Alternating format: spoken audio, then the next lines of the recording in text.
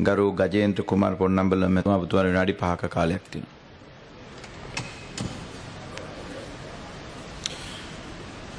I thank you, Honourable Presiding Member. I thank you for allocating some time to speak under this adjournment debate. Many members have been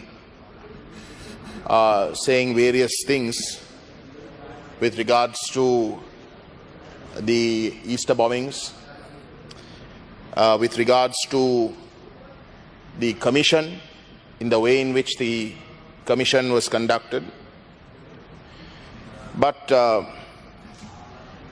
many people don't talk about the culture that has begun to emanate from that Easter bombing, and even prior to that. I think if we fail to look at the background in which these incidents took place, I think this report becomes meaningless. If the report is credible, even if the report is credible, it becomes meaningless. The honourable member who spoke before me mentioned that, and also the Honourable Minister Prasanna Ranatunga, when he spoke before me, mentioned that the Muslim community has worked very closely with the Sri Lankan defence establishment when it comes to intelligence gathering during the armed struggle, that is during the LTT Sri Lankan state armed struggle. And he is right. Not only that, if you take the Muslim leadership, political leadership, the political leadership has been to a great extent, if not almost always, supportive of the Sri Lankan state, to the point that the Tamil people were quite annoyed and were quite upset with the fact that fellow Tamil-speaking brethren chose to take the side of the state when they fully knew that the Tamil people were being marginalized and systematically discriminated against. So that is how loyal the political leadership has been towards the Sri Lankan state, and also that is how loyal many members of the community has been in working in the intelligence services. But after the end of the war, Honourable Presiding Member, once the war was brought to an end, it is the Muslim community, unlike any other, not even the Tamils, have been targeted, discriminated against, and virulent anti-Islamic propaganda being meted out. Nobody can deny it. And this culture of Islamophobia that has been propagated in this country, particularly since after the war, has reached to such heights, that it is radicalizing the Muslim community themselves, because they feel like victims. That is the fact. That is the reality.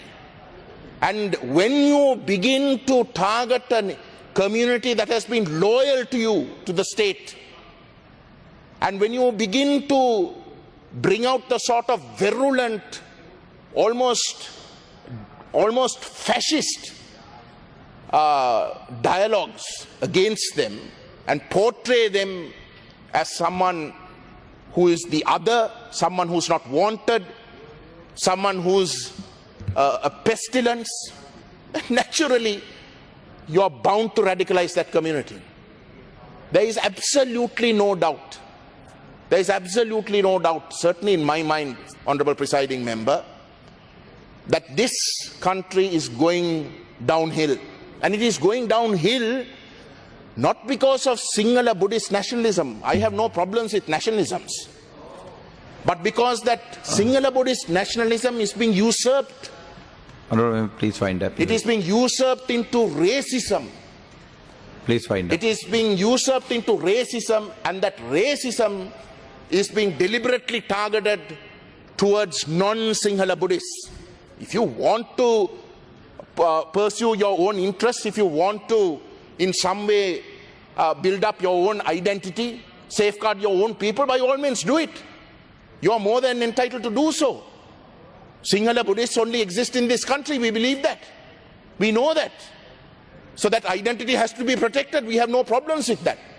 But if for that reason you choose to target all other communities and you choose to create a narrative that makes this country mutually exclusive, then you are bound to radicalize.